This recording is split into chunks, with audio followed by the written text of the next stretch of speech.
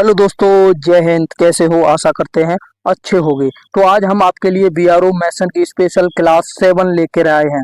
साथियों, आज बीआरओ मैसन की 7वीं क्लास होने वाली है। इसमें ट्रेड रिलेटेड स्पेशल क्वेश्चंस रखे जाते हैं। पिछली 6 क्लासें हो चुकी हैं साथियों। आपको पता है आज 7वीं क्लास है। कल आपकी क्लास नहीं हो पाई थी साथियों, किसी टेक्निकल प्रॉब्लम की वजह से कल आपकी क्लास नहीं हो पाई थी। तो आज आपकी बीआरओ मैसन ट्रेड के लिए स्पेशल क्वेश्चंस की 7वीं क्लास होने वाली है साथियों। इस क्लास में हम 30 एमसीक्यू इंपॉर्टेंट क्वेश्चंस पढ़ते हैं। बीआरओ ट्रेड रिलेटेड ही क्वेश्चंस इसमें रखे जाते हैं जो आपके एग्जाम के लिए काफी महत्वपूर्ण है साथियों। तो इस क्लास को साथियों सभी साथी पूरा लें और सभी क्वेश्चंस को अच्छी तरीके से रिवाइज कर कर पढ़ें सभी साथी। और जिन भी साथियों ने पिछली 6 क्लासों को नहीं लिया है उन क्लासों को कंप्लीट जरूर कर लें, क्योंकि आपके एग्जाम में अब ज़्यादा समय नहीं बचा है। तो साथियों सभी क्लासों को अच्छी तरीके से कंप्लीट कर लें और सभी क्वेश्चंस को तैयार कर लें साथियों। और इस क्लास में हम आपके लिए इम्पोर्टेंट 30 क्वेश्चंस लेकर आए हैं। पहले ये क्लास साथियों सिर्फ 20 क्वेश्चंस की ही होती थी। आपके एग्जाम का समय कम रहने की वजह से हमने इस क्लास के क्वेश्चंस को बढ़ा दिया है, जिससे आपके एग्जाम में काफ़ी फायदा मिल सके। तो सभी साथी क्लास में जुड़े रहें और पूरी क्लास को ध्यान से लें। और बीआरओ जीके की स्पेशल क्लासेज भी साथियों चल रही हैं हमारे चैनल पर। जिन भी साथियों ने उनको नहीं लिया है उनको एक बार कंप्लीट जरूर कर लें, क्योंकि बीआरओ जीके के क्वेश्चंस हर पोस्ट में हर ट्रेड में पूछे जाते हैं। आपने चाहे किसी भी पोस्ट में आवेदन किया हो, जीके आपसे पूछी ही जाएगी साथियों। तो आप उसको भी कंप्लीट जरूर कर लें। क्लासेस आपको हमारे यूट्यूब चैनल पर ही मिल जाएंगी, बिल्कुल फ्री चल रही हैं। यूट्यूब चैनल पर ही सारी क्लासें हो रही हैं साथियों, तो वहां से आप अच्छी तरीके से उनको देख सकते हैं अभी जाकर साथियों। जिन भी साथियों ने कंप्लीट नहीं की है और जो साथी पहले से जुड़े हैं वो जानते हैं कि किस तरह के क्वेश्चंस कराए जा रहे हैं, ये आपके लिए महत्वपूर्ण है या नहीं आप खुद ही समझ सकते हैं क्लास को देख कर साथियों। चलिए स्टार्ट करते हैं और देखते हैं आज का पहला प्रश्न। उससे पहले एक रिक्वेस्ट है आपसे साथियों, अगर आप हमारे यूट्यूब चैनल पर नए हैं, अब तक सब्सक्राइब नहीं किया तो सब्सक्राइब जरूर कर लें और बेल आइकन को भी प्रेस कर लें साथियों, ताकि बीआरओ से रिलेटेड जो भी अपडेट आती है वो हमारे इसी चैनल पर मिलती हैं। तो सभी साथी चैनल को सब्सक्राइब जरूर कर लें और हमारे टेलीग्राम चैनल से भी आप जुड़ सकते हैं, लिंक डिस्क्रिप्शन बॉक्स में दिया गया है, वहां से आप जाकर जुड़ सकते हैं। चलिए देखते हैं आज का प्रश्न। जिन भी साथियों ने मैसन ट्रेड के स्पेशल नोट्स बाई नहीं किए हैं वो जरूर बाई कर लें। ओनली आपको 30 रुपए में मिलने वाले हैं। इसमें आपको 150 एमसीक्यू प्रैक्टिस क्वेश्चंस मिलने वाले हैं विद आंसर के।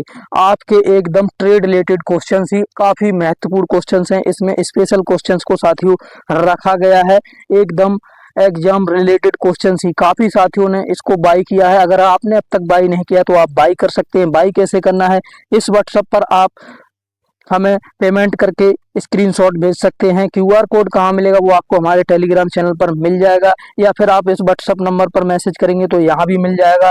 आप इस नंबर पर भी पेमेंट कर सकते हैं और send screenshot after payment, screenshot आप सेंड करेंगे वैसे ही आपको पीडीएफ नोट्स आपके व्हाट्सएप पर प्रोवाइड करा दिया जाएगा। तो जो भी साथी बाई करना चाहते हैं, अभी तक बाई नहीं किया तो जरूर कर लें एक अच्छी तैयारी के लिए, क्योंकि आपके एग्जाम में ज़्यादा समय नहीं है, तो इसलिए मैंने ये आपके लिए नोट्स तैयार किए हैं। काफ़ी अच्छे क्वेश्चंस इसमें रखे हैं। जो भी साथी बाई करना चाहते हैं जरूर बाई करें। चलिए देखते हैं आज का क्वेश्चन साथियों।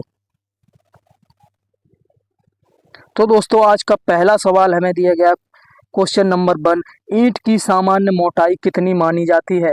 ईंट की सामान्य मोटाई कितनी मानी जाती है? इनमें से ऑप्शन देखेंगे, ए 65 मिलीमीटर, बी 75 मिलीमीटर, सी 90 मिलीमीटर, या फिर डी 100 मिलीमीटर। 65 मीटर, 75 मिलीमीटर, या फिर 90 मिलीमीटर, या फिर डी 100 मिलीमीटर। तो इसका राइट आंसर बताएंगे साथियों, इसका सही जवाब बताएंगे। तो साथियों इसका राइट आंसर रहने वाला है ए, बिल्कुल राइट आंसर है।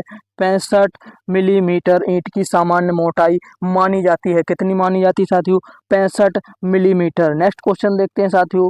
और आज का दूसरा प्रश्न हमें दिया साथियों, चूने की पकाई स्लैकिंग करने के लिए क्या प्रयोग किया जाता है? चूने की पकाई करने के लिए क्या प्रयोग किया जाता है? ऑप्शन देखेंगे, ए मिट्टी, बी पानी, सी रेत, या फिर डी सीमेंट। इसका सही जवाब बताएंगे साथियों। तो इसका राइट आंसर रहने वाला है बी, बिल्कुल राइट आंसर है। चूने को पकाने के लिए पानी का उपयोग किया जाता है। किसका प्रयोग किया जाता है साथियों? पानी का प्रयोग किया जाता है, पानी से ही चूना पकता है। नेक्स्ट क्वेश्चन पर चलते हैं साथियों, और आज का तीसरा प्रश्न हमें दिया गया है साथियों, माप पत्थर का प्रयोग किसके लिए किया जाता है? यानी कि गेज स्टोन का प्रयोग, माप पत्थर का प्रयोग किसके लिए किया जाता है? ए नींव की चौड़ाई नापने के लिए, बी दीवार की सीधा जांचने के लिए, या फिर सी ईंट काटने के लिए, डी मोटार मिलाने के लिए। इसका सही जवाब बताइए साथियों। इसका सही जवाब, तो इसका राइट आंसर साथियों रहने वाला है बी, बिल्कुल राइट आंसर है इसका, बी बिल्कुल राइट आंसर है। दीवार की सीध जांचने के लिए माप पत्थर का प्रयोग किया जाता है। माप पत्थर का प्रयोग किसके लिए किया जाता है? दीवार की सीध जांचने के लिए। नेक्स्ट क्वेश्चन पर चलते हैं साथियों, और आज का चौथा प्रश्न हमें दिया गया है, फ्लश दरवाजे का मुख्य लाभ क्या है? फ्लश दरवाजे का मुख्य लाभ क्या होता है? इनमें से ए हल्का वजन, बी महंगा होना, सी जल्दी खराब होना, या फिर डी केवल सजावट। तो इसका सही जवाब बताएंगे साथियों। इसका राइट आंसर साथियों बताएंगे फटाफट। तो इसका सही जवाब ए रहने वाला है, हल्का वजन का होता है। फ्लश दरवाजे जो होते हैं वो हल्के वजन के होते हैं। क्या लाभ होता है साथियों? हल्का वजन होता है फ्लश दरवाजे में। नेक्स्ट क्वेश्चन देखेंगे साथियों, और आज का क्वेश्चन नंबर 5 हमें दिया गया है, पांचवा, सीमेंट की 50 किलो की बोरी का वॉल्यूम लगभग कितना होता है? सीमेंट की जो 50 किलो का बैग होता है उसका वॉल्यूम लगभग कितना होता है? ए 25 लीटर, बी 33 लीटर, सी 40 लीटर, या फिर डी 50 लीटर। ए 25 लीटर्स, या फिर बी 33 लीटर्स, या फिर 40 लीटर्स, या फिर 50 लीटर्स। तो इसका सही जवाब बताएंगे साथियों। तो इसका राइट आंसर रहने वाला है बी, बिल्कुल राइट आंसर है। 33 लीटर वॉल्यूम होता है सीमेंट की 50 किलो की बोरी का। किसका वॉल्यूम? सीमेंट की 50 किलो की बोरी का कितना वॉल्यूम होता है साथियों? 33 लीटर, 33 लीटर्स होता है। चलिए देखते हैं साथियों आज का अगला क्वेश्चन, और आज का 6 क्वेश्चन हमें दिया गया है, ईंट की जल अवशोषण क्षमता कितने प्रतिशत से कम होनी चाहिए? ईंट की जल अवशोषण क्षमता कितने प्रतिशत से कम होनी चाहिए? ए 10%, बी 15%, सी 20%, या फिर डी 25%। तो इसका सही जवाब बताएंगे साथियों। इसका राइट आंसर साथियों सी, बिल्कुल राइट आंसर है। 20% से कम होनी चाहिए ईंट की जल अवशोषण क्षमता। कितनी कम होनी चाहिए? 20% से कम होनी चाहिए, 20% से कम। अगला क्वेश्चन देखते हैं साथियों। आज का 7वां प्रश्न हमें दिया है, 1:6 का मोटार किस कार्य में अधिकतर प्रयोग किया जाता है? 1:6 का जो मोटार होता है सीमेंट बालू का मिश्रण, वो अधिकतर किसके लिए प्रयोग किया जाता है? ए प्लास्टर के लिए, बी नीम का काम करने के लिए, या फिर सी पक्का का फर्श बनाने के लिए, या फिर डी आरसीसी बनाने के लिए। तो इसका सही जवाब बताएंगे साथियों। तो इसका राइट आंसर रहने वाला है बी, बी बिल्कुल राइट आंसर है। नींव का काम करने के लिए 1:6 का मोटार प्रयोग किया जाता है अधिकतर। किसका? 1:6 किस काम के लिए? नींव का काम करने के लिए साथियों। नेक्स्ट क्वेश्चन देखते हैं साथियों, और आज का 8वां प्रश्न हमें दिया गया है, दीवार की सीध जांचने के लिए कौन सा आज औजार प्रयोग किया जाता है? दीवार की सीध जांचने के लिए कौन सा औजार प्रयोग किया जाता है? ए प्लम्बॉब, या फिर बी फावड़ा, सी ठोकनी, या फिर डी ट्रॉवेल। ये क्वेश्चन साथियों पिछली क्लास में हो चुका है, रिपीटेड है। दीवार की सीध जांचने के लिए साथियों किसका प्रयोग किया जाता है? प्लम्बॉब का प्रयोग किया जाता है। क्वेश्चन 8 का ए राइट आंसर है साथियों। नेक्स्ट क्वेश्चन पर चलते हैं। 9वां क्वेश्चन दिया साथियों, पानी रोकने वाली दीवार को क्या कहा जाता है? पानी रोकने वाली दीवार को क्या कहा जाता है? ऑप्शन देखते हैं, ए रिटेनिंग वॉल, या फिर बी बाउंड्री वॉल, या फिर सी पार्टीशन वॉल, या डी पैरापेट वॉल। तो इसका सही जवाब बताएंगे साथियों। तो इसका राइट आंसर रहने वाला है ए, बिल्कुल राइट आंसर है साथियों। रिटेनिंग वॉल कहा जाता है पानी रोकने वाली दीवार को। क्या कहा जाता है दोस्तों? रिटेनिंग वॉल कहा जाता है। नेक्स्ट क्वेश्चन पर चलते हैं साथियों। आज का 10वां प्रश्न हमें दिया साथियों, फर्श में टाइल बिछाने के लिए कौन सा मोटार उचित है? यानी कि जब फर्श पर टाइल बिछाती जाती है तो उसके लिए कौन सा मिश्रण, कौन सा मोटार यूज किया जाता है, उचित है? ए 1:3, बी 1:4, सी 1:5 या फिर डी 1:6। तो इसका सही जवाब बताएंगे साथियों। तो इसका राइट आंसर रहने वाला है बी, बिल्कुल राइट आंसर है। 1:4 का मोटार यूज किया जाता है फर्श पर टाइल बिछाने के लिए। क्या करने के लिए साथियों? फर्श में टाइल बिछाने के लिए 1:4 का मोटार को यूज किया जाता है। नेक्स्ट क्वेश्चन पर चलते हैं साथियों। और आज का 11वां प्रश्न हमें दिया साथियों, सीमेंट का मुख्य संघटक कौन सा है? इनमें से सीमेंट का मुख्य संघटक कौन सा है? ए सिलिका, बी चूना या फिर सी एल्यूमिनियम या फिर डी मैग्नीशियम। तो इसका सही जवाब बताएंगे साथियों डी मैग्नीशिया। इसका सही जवाब बताएंगे साथियों, इसका राइट आंसर बताएंगे साथियों। तो इसका राइट आंसर रहने वाला है बी, बिल्कुल राइट आंसर है। चूना जो है सीमेंट का मुख्य संघटक है। चूना जो है सीमेंट का मुख्य संघटक है। नेक्स्ट क्वेश्चन पर चलते हैं साथियों। और आज का 12वां प्रश्न हमें दिया गया साथियों, पक्की ईंट का आकार अनुसार कितना होता है? पक्की ईंट का आकार कितना होता है?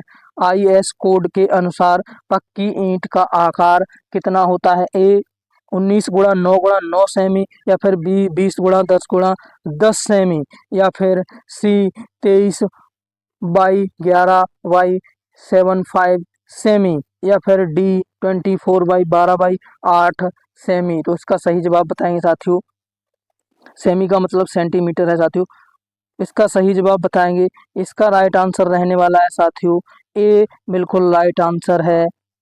9x9x9 सेंटीमीटर होता है पक्की ईंट का आकार। कितना? 19x9x9 centimetre. नेक्स्ट क्वेश्चन पर चलते हैं साथियों। और आज का 13वां प्रश्न हमें दिया गया है, प्लास्टर की मोटाई सामान्यतः कितनी रखी जाती है? प्लास्टर की मोटाई सामान्यतः कितनी रखी जाती है?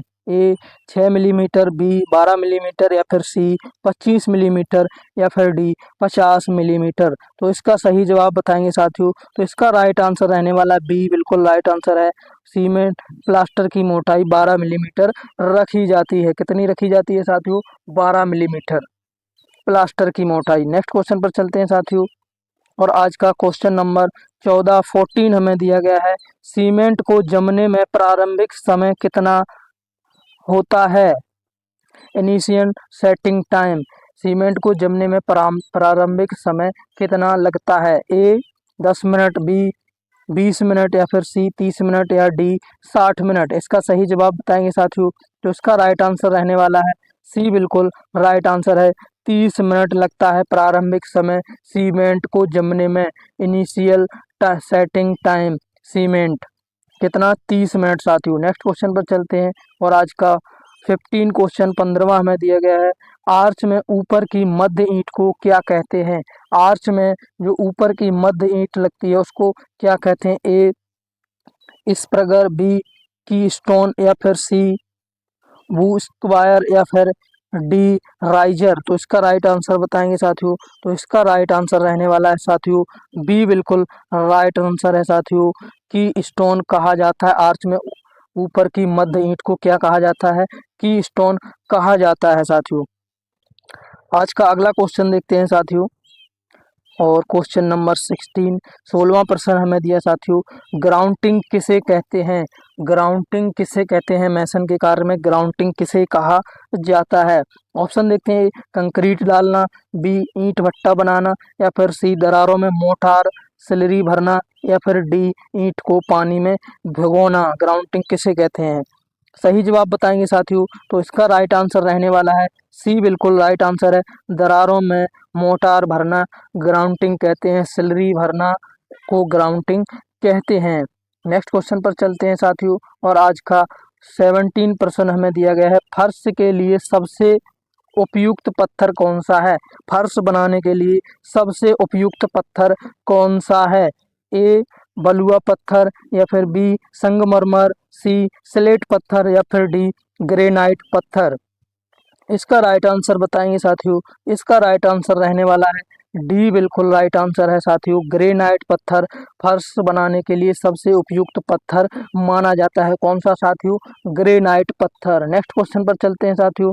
और आज का 18वां प्रश्न क्वेश्चन नंबर 18, सीमेंट की फाइनल सेटिंग टाइम लगभग कितनी होती है? सीमेंट की फाइनल सेटिंग टाइम कितनी होती है?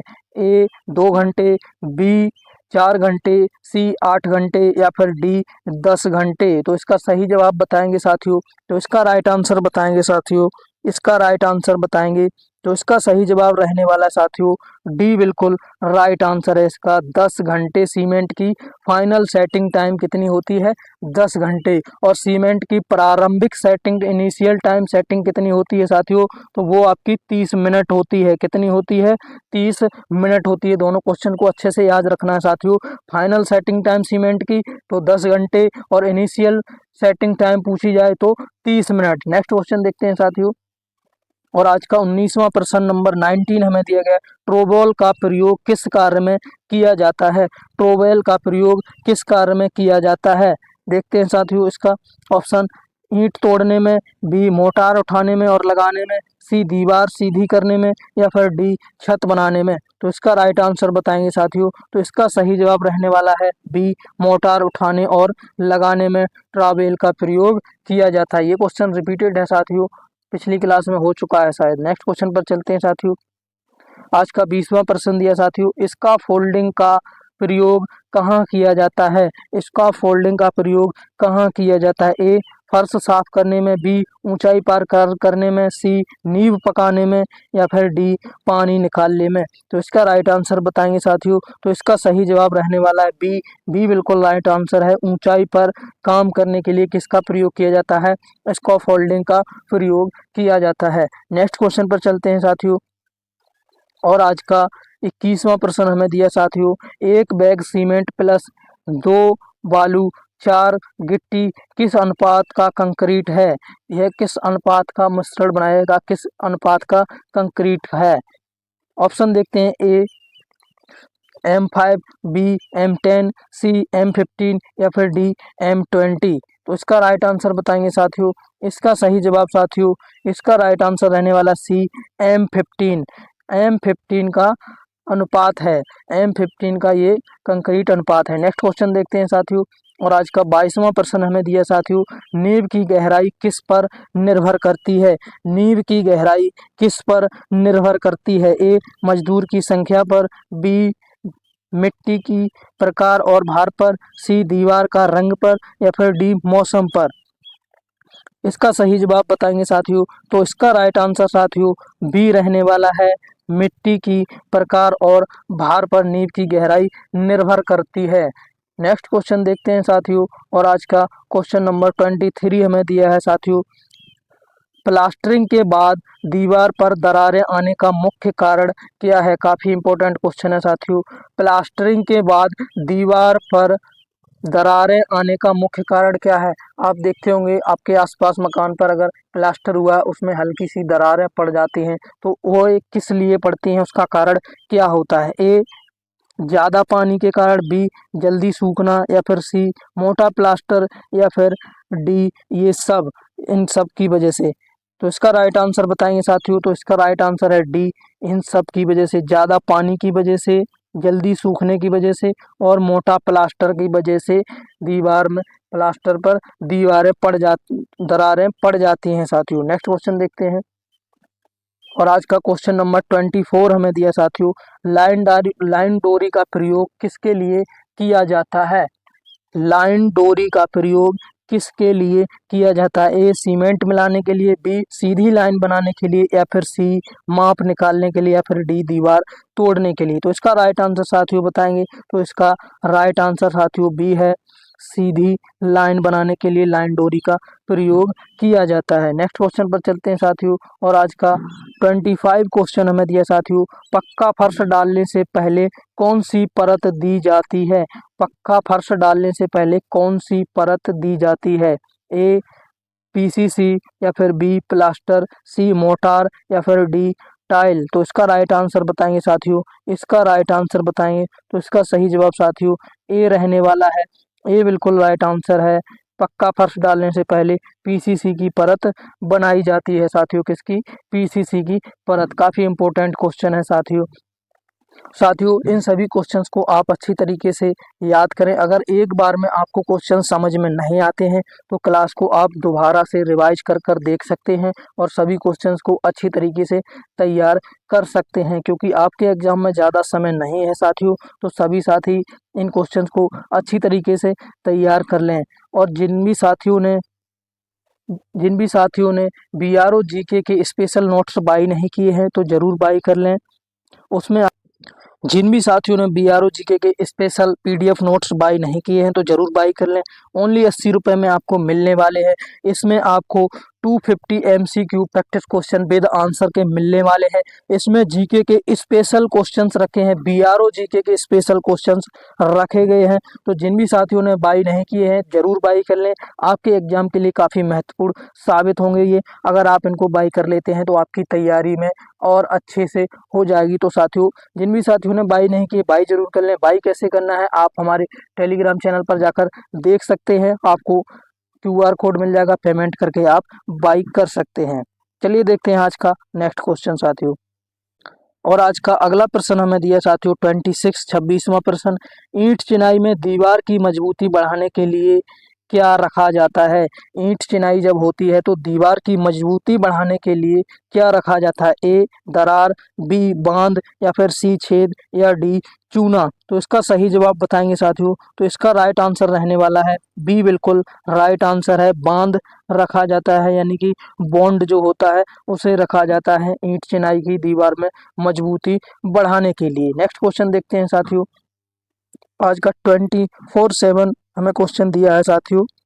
27 किस प्रकार की ईंट सबसे मजबूत मानी जाती है? किस प्रकार की ईंट सबसे मजबूत मानी जाती है? A पहली श्रेणी, B दूसरी श्रेणी, या फिर C तीसरी श्रेणी, या D चौथी श्रेणी। फर्स्ट, सेकंड, थर्ड, या फिर फोर्थ। इसका सही जवाब बताएंगे साथियों। तो इसका राइट आंसर A रहने वाला है। सबसे मजबूत ईंट पहली श्रेणी की ही मानी जाती है। फर्स्ट कैटेगरी की जो होती है उसी को साथियों सबसे मजबूत ईंट माना जाता है। नेक्स्ट क्वेश्चन पर चलते हैं। और आज का क्वेश्चन नंबर 28 हमें दिया है साथियों। डंप प्रूफ कोर्स DPC का प्रयोग किस लिए किया जाता है? DPC का प्रयोग किसके लिए किया जाता है? A नींव मजबूत करने के लिए, B दीवार सजाने में, या फिर C नमी रोकने में, या फिर D दीवार मोटी करने में। तो इसका सही जवाब बताएंगे साथियों। तो इसका राइट आंसर रहने वाला है C, बिल्कुल राइट आंसर है। नमी रोकने के लिए DPC का प्रयोग किया जाता है। डंप प्रूफ कोर्स का प्रयोग किया जाता है किसके लिए? नमी रोकने के लिए। आज का अगला क्वेश्चन देखते हैं साथियों। और आज का 29वां प्रश्न हमें दिया साथियों। दरवाजे की ऊंचाई सामान्यतः कितनी रखी जाती है? काफी इंपॉर्टेंट क्वेश्चन है साथियों। दरवाजे की ऊंचाई सामान्यतः कितनी रखी जाती है? A 1.8 मीटर, B 2 मीटर, या फिर C 2.1 मीटर, या फिर D 2.5 मीटर। तो इसका सही जवाब बताएंगे साथियों। इसका राइट आंसर बताएंगे साथियों। तो इसका राइट आंसर रहने वाला है C बिल्कुल सही जवाब साथियों। 2.1 मीटर दीवार की सामान्यतः ऊंचाई रखी जाती है। नेक्स्ट क्वेश्चन पर चलते हैं। और आज का लास्टवां क्वेश्चन हमें दिया 30वां क्वेश्चन 30 साथियों। सीमेंट का रंग कैसा होता है? काफी सिंपल क्वेश्चन है। तो इस क्वेश्चन का साथियों आंसर आप कमेंट बॉक्स में बताएंगे। A Lal, B grey, C हरा, या फिर D लाल। तो इसका सही जवाब आप साथियों कमेंट बॉक्स में बताएंगे कि इसका सही जवाब क्या रहने वाला है सभी साथियों। आशा करते हैं साथियों क्लास आपको अच्छी लगी होगी। तो लाइक कर दें, सब्सक्राइब चैनल को जरूर कर दें, और क्लास को शेयर भी कर दें। जिन भी साथियों ने नोट्स बाई नहीं किए हैं नोट्स को बाई जरूर कर लें साथियों। इस क्लास का PDF कहाँ आपको मिलेगा? तो आपको हमारे टेलीग्राम चैनल पर मिल जाएगा। अगर आपने नहीं ज्वाइन किया है तो लिंक डिस्क्रिप्शन बॉक्स में, वहाँ से जाकर आप ज्वाइन कर सकते हैं, और वहाँ से भी आपको काफ़ी अपडेट मिलती रहती है। तो मिलते हैं नेक्स्ट क्लास में, तब तक लगे रहिए तैयारी में। थैंक यू, जय हिंद।